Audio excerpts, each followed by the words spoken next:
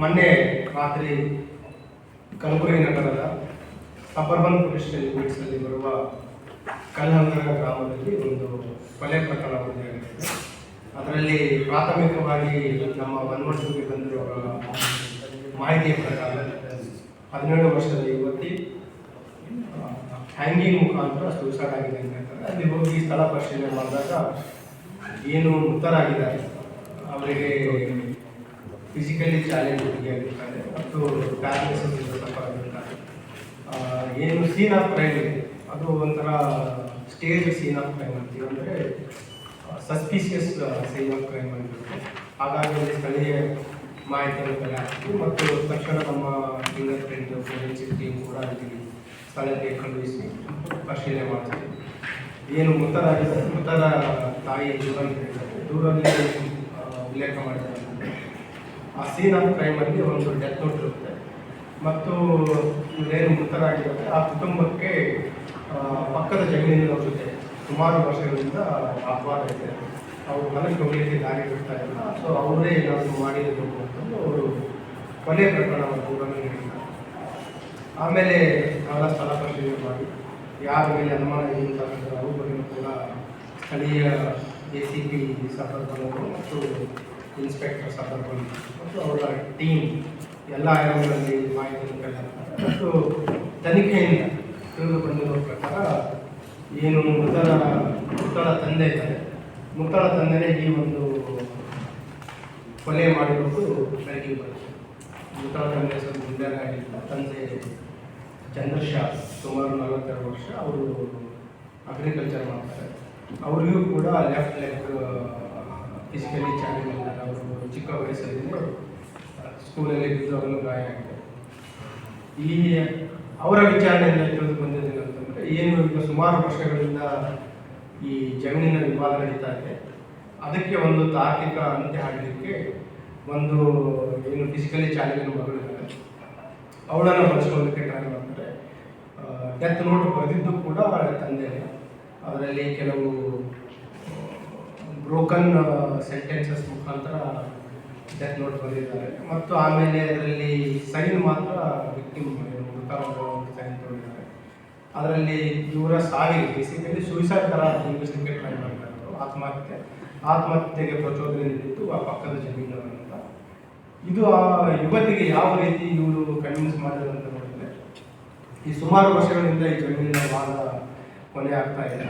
So ನೀನು ನಾನು ಇವರು ಆರೋಪಿದ್ದಾರೆ. ಆರೋಪಿಗಳಿಗೆ ಒಟ್ಟು 3 ಜನ ಮಕ್ಕಳಿದ್ದಾರೆ, 2 ಹೆಣ್ಮಕ್ಳು ಮತ್ತು 3 ಹುಡುಗ ಇರ್ತಾರೆ. ಸೊ ಅಟ್ಲೀಸ್ಟ್ ಅವ್ರ ಮೇಲೆ ಪ್ರಕರಣ ದಾಖಲಿಸಿ ಅವ್ರಿಗೆ ಜೈಲಿಗೆ ಹೋಗಿದ್ದಾರೆ. ಏನು ಜಮೀನಿನ ಇಶ್ಯೂ ಇದೆ ಅದು ಸಾಲ್ವ್ ಆಗುತ್ತೆ ಅಂತ ಹೇಳಿ ಅದನ್ನು ಕನ್ವಿನ್ಸ್ ಮಾಡ್ತಾರೆ. ಸೊ ಅಲ್ಲಿ ಯುವತಿಗೆ ಹುಡುಗಿಗೆ ಮಗಳಿಗೆ ಹೇಳಿದ್ದೇನೆ ಅಂತಂದರೆ, ನೀನು ಆತ್ಮಹತ್ಯೆ ಮಾಡ್ಕೊಂಡು ನಿನ್ನ ಜೊತೆ ನಾನು ಆತ್ಮಹತ್ಯೆ ಮಾಡ್ಕೊಳ್ತೀನಿ. ಆ ರೀತಿ ಡೆತ್ ನೋಟಲ್ಲಿರುವಂಥದ್ದು ನಮ್ಮಿಬ್ಬರ ಸಾವಿಗೆ ಇವರು ಪಕ್ಕದ ಜಮೀನು ಕಾರಣ ಮಾಹಿತಿ ಮಾಡಿದ್ದಾರೆ.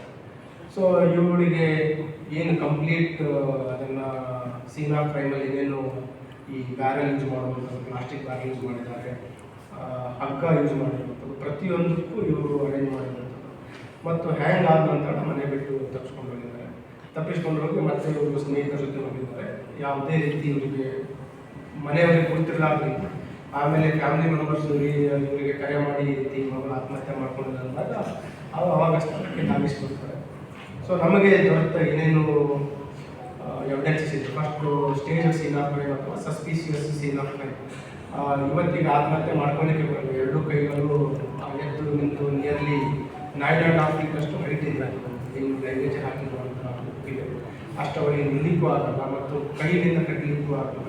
ಸೊ ಹಾಗಾಗಿ ಅನುಮಾನಾಸ್ಪದ ನಂತರ ಸ್ಥಳಕ್ಕೆ ನಾನು DCP ಹೋಗಿದ್ದು ಮತ್ತು ನಮ್ಮ ಫೋರೆನ್ಸಿಕ್ ಟೀಮ್ಸ್ ಎಲ್ಲ ಹೋಗ್ತಾರೆ. ಸೊ ಈ ಒಂದು ರೀಸನ್ ಕೊಲೆ ಮಾಡಲಿಕ್ಕೆ ತುಂಬ ನೋವಿನ ಒಂದು ರೀಸನ್ ಕಂಡು ಬರುತ್ತೆ. ಬಟ್ ಇದರಲ್ಲಿ ಏನು ಆಗಿದ್ದಾರೆ, ಅವರಿಗೆ ನ್ಯಾಯ ಒದಗಿಸಿಕೊಂಡು ಕೊಡಬೇಕಾಗಿರುವಂಥ ಜವಾಬ್ದಾರಿ ನಮಗೆ ಈಗಾಗಲೇ ಅವರ ತಂದೆಗೆ ಅರೆಸ್ಟ್ ಮಾಡಿದ್ವಿ ಮತ್ತು ಏನು ಹ್ಯಾಂಡ್ ರೈಟಿಂಗಲ್ಲಿ ನಮಗೆ ಡೆತ್ ನೋಟ್ ಸಿಗ್ತಿದೆ ಅದನ್ನು ಕೂಡ ಪರಿಶೀಲನೆ ಮಾಡ್ತಾ ಇದ್ದೀವಿ. ಅಲ್ಲಿ ಇನ್ನೊಂದು ಏನಂತಂದರೆ ನಮಗೆ 2 ಪೇಜ್ ನೋಟ್ ಸಿಕ್ಕಿದೆ. ಡೆತ್ ನೋಟ್ಸು 2 ಇದೆ. ಒಂದು ಇವರೇನು ಮಗಳಿದ್ದಾರೆ. ಮಗಳ ಹೆಸರಲ್ಲಿ ಒಂದು ಡೆತ್ ಸಿಕ್ಕಿದೆ. ಇನ್ನೊಂದು ತಾಯಿಯೊಬ್ಬರಿದ್ದರು, ಅವರು ಈ ವರ್ಷ ಜನವರಿ ತಿಂಗಳಲ್ಲಿ ಮೃತರಾಗಿದ್ದಾರೆ. ಅವರ ಮೃತ ಟೈಮಲ್ಲಿಯೂ ಕೂಡ ಒಂದು ಡೆತ್ ನೋಟ್ ಬರೆದಿದ್ದಾರೆ. ಆ ಡೆತ್ ನೋಟಿಗೆ ತಾಯಿಯ ಫಿಂಗರ್ ಪ್ರಿಂಟ್ ಅಂದರೆ ಥಂಬ್ ಇಂಪ್ರೆಷನ್ ತೊಗೊಂಡಿದ್ದಾರೆ. ಬೇಸಿಕಲಿ ಆ ಟೈಮಲ್ಲಿಯೂ ಕೂಡ ಈ ಪಕ್ಕದ ಜಮೀನಿನ ಮೇಲೆ ಒಂದು ಲೀಗಲ್ ಆ್ಯಕ್ಷನ್ಗೆ ಅವರು ಗುರಿಪಡಿಸ್ಬೇಕಂತ ಮಾಡಿದ್ದಾರೆ ಅನ್ಸುತ್ತೆ. ಸೊ ಈಗಾಗಲೇ ಅವರೆಲ್ಲ ವೈಜ್ಞಾನಿಕವಾಗಿ ಮತ್ತು ಟೆಕ್ನಿಕಲಿ ತಾಂತ್ರಿಕವಾಗಿ ತನಿಖೆ ಮಾಡೋದನ್ನು ಮಾಡ್ತಾ ಇದ್ದೀವಿ. ಈಗ ವಿತಿನ್ 24 hours ಏನು ನೈಜತೆ ಏನಿದೆ, ಇನ್ನು ಅಬೇಟ್ಮೆಂಟ್ ಟು ಸುಯಿಸೈಡ್ ಅಂತ ಅವರು ಪ್ರತಿಬಿಂಬಿಸ್ತಾ ಇದ್ದಾರೆ, ಅದು ಅಬೇಟ್ಮೆಂಟ್ ಟು ಸುಯಿಸೈಡ್ ಅಲ್ಲ, ಅದು ಒಂದು ಪ್ಲ್ಯಾನ್ ಮರ್ಡರ್ ಥರ ಬಂದಿರೋದ್ರಿಂದ ಈಗಾಗಲೇ ಮೃತನ ತಂದೆ ಅರೆಸ್ಟ್ ಮಾಡ್ತಾ ಇದ್ದಾರೆ ಮತ್ತು ಅವರ ಪೊಲೀಸ್ ಕಸ್ಟಡಿಯಲ್ಲಿ ಕೊಟ್ಟು ಹೆಚ್ಚಿನ ವಿಚಾರಣೆ ಕೂಡ ಮಾಡ್ತಾರೆ.